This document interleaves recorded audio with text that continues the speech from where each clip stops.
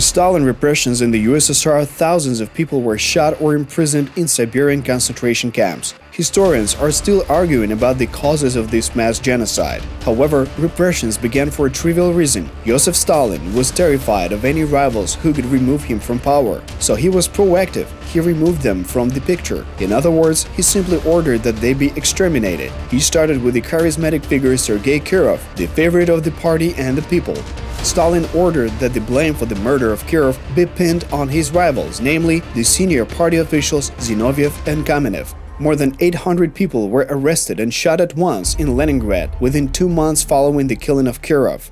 This was the beginning of the mass repression that eventually resulted in the Gulag, state agency of forced labor camps.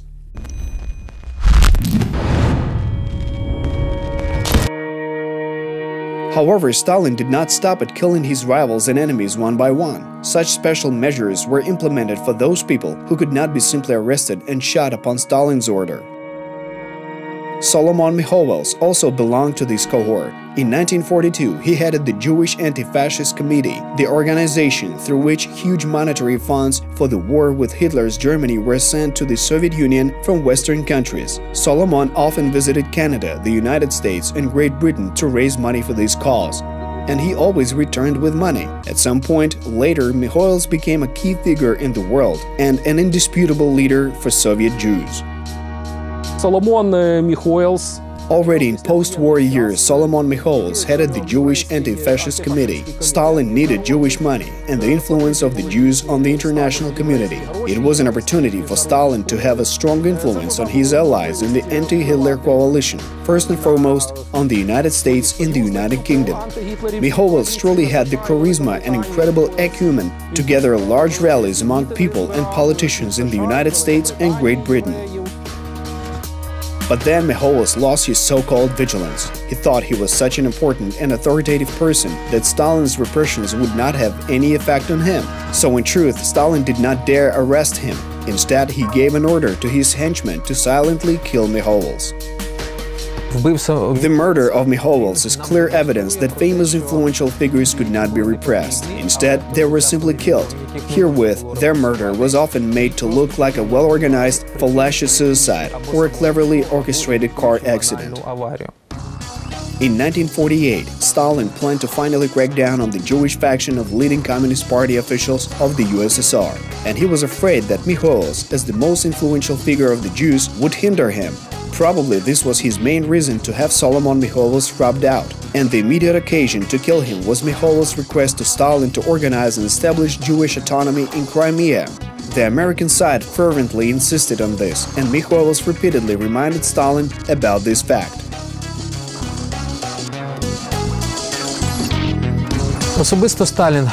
Stalin issued a personal order to kill Mikhailovs by imitating a car accident. A special operations group was established for this purpose. It was sent to Minsk. Why was it decided to kill Mikhailovs in Minsk? The fact is that Mikhailovs was constantly surrounded by many high-standing officials, meaning that he was never on his own. By circumstances, Mikhailovs went on a business trip to Belarus to watch two performances that were candidates for the highest national Stalin Prize. Under a far-fetched pretext, Solomon Mikhailovs and theatrical critic Golubov, accompanying him, were craftily invited to go for some rest and relaxation to the summer cottage of the head of the Belarusian intelligence service, where they were beaten to death with bludgeons. Як згодом з'ясувало слідство, Голубова і Міхайловса вбили.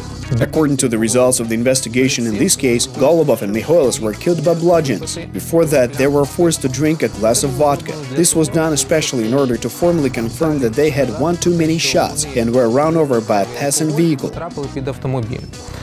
Після того на дачі After that, their bodies were run over by trucks. великогабаритним. Then the victims' bodies were left in the city's night streets, where local residents who were hurrying to work early in the morning found them. The USSR authorities cynically swore the perpetrators of this accident would be found and would be severely punished.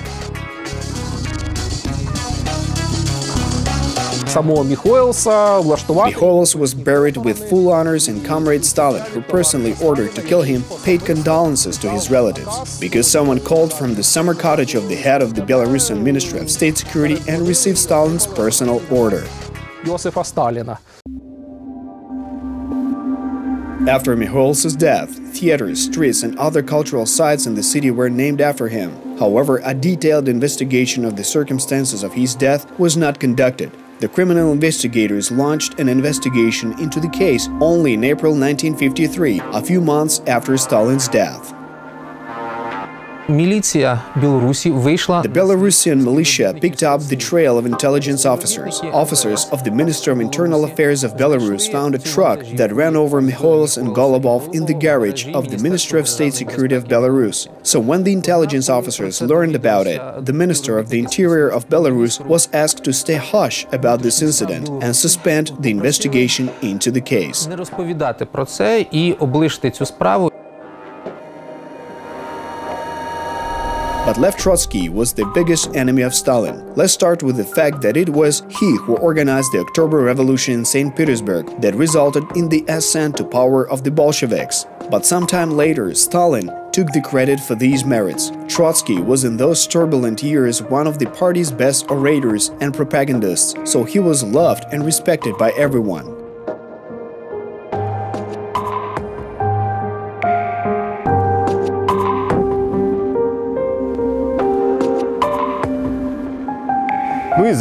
Of course, Trotsky was a highly intellectual personality. It was he who became the creator of the Bolshevik ideology. Indeed, the concept of a permanent revolution was a sign of his intellect. So over the course of time, the confrontation between two party leaders was escalated to the point where Trotsky had to escape abroad. After some time, he settled down in Mexico, where he continued writing his thought-provoking articles about Stalin. He became the leader of the world Trotskyist theory, who offered an alternative path to the socialist revolution. The left-wing parties of Latin America showed interest in the latter, and that is when the USSR began to lose its influence in this region. So Stalin instructed the special services to completely eliminate Trotsky. It is worth noting that Stalin had already attempted to kill Trotsky several times before, but all the attempts miserably failed. Було декілька замахів на Троцького з There were several attempts on the life of Trotsky using firearms. However, each time Trotsky succeeded to survive. While the last attempt was quite difficult, Trotsky was killed by an ice pick that shattered his skull.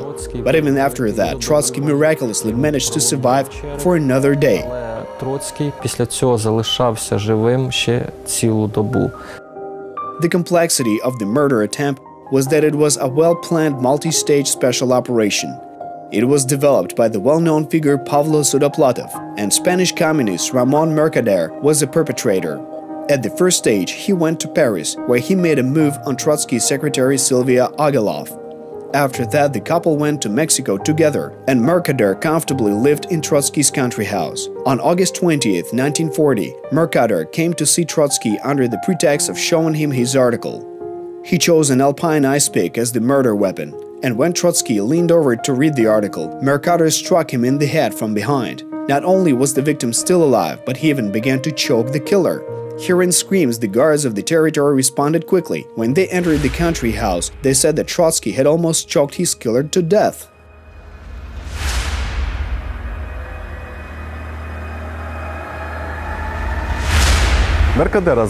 Mercader was arrested by the police, and afterwards he served for 8 years in a Mexican prison. Trotsky died the day after the assault. However, terror and bloody murders were the modus operandi of the Soviet Secret Service not only in the times of Stalin. Such incidents happened even in the so-called stagnation period during the rule of former Soviet leader Leonid Brezhnev. Already in independent Ukraine, it was proven that the painter Alla Horska was also killed by the KGB. Alla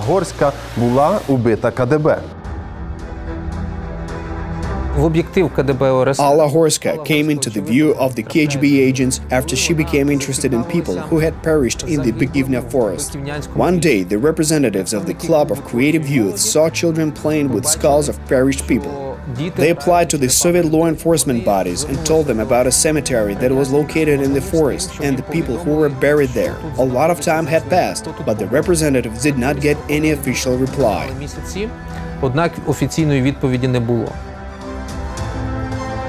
The village of Bekivna is situated in the eastern outskirts of Kiev.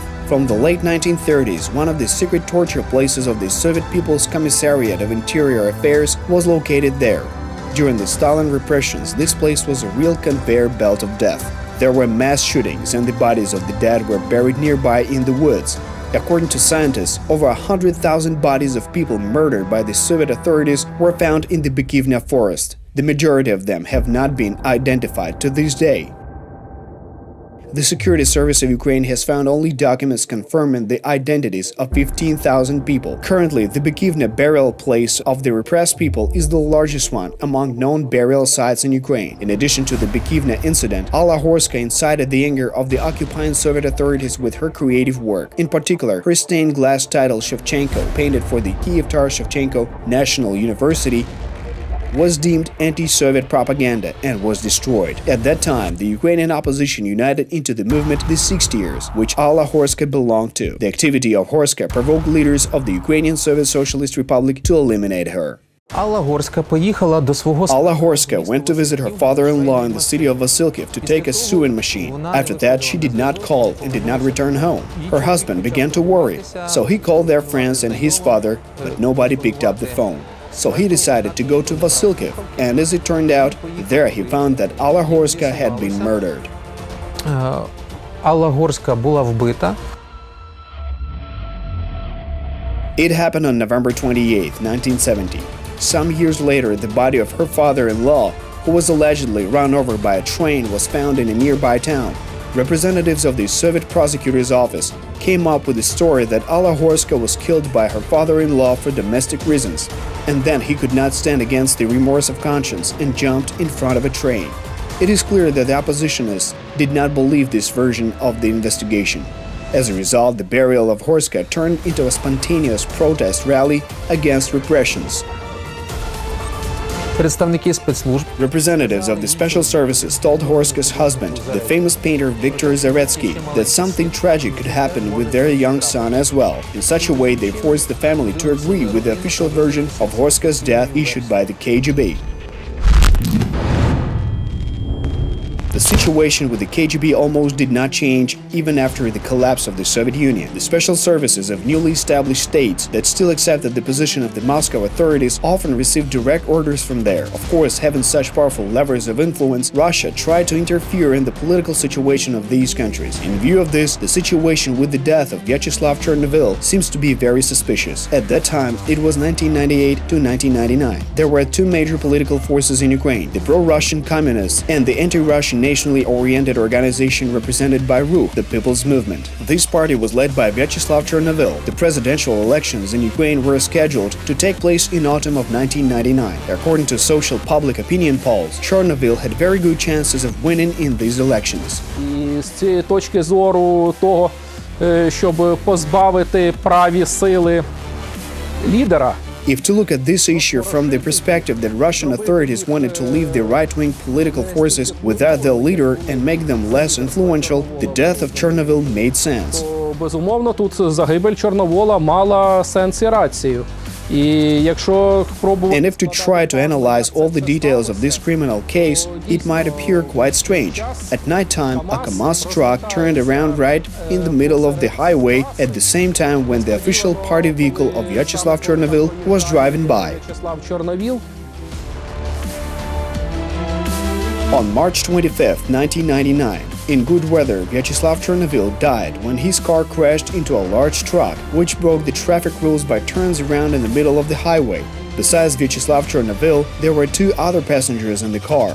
The driver, who also died, and the press secretary of the leader of the party, Dmitro Ponomarchuk. The latter sustained serious wounds to his body, but he managed to survive. Ponomarchuk believes to this day that the car accident was specially staged.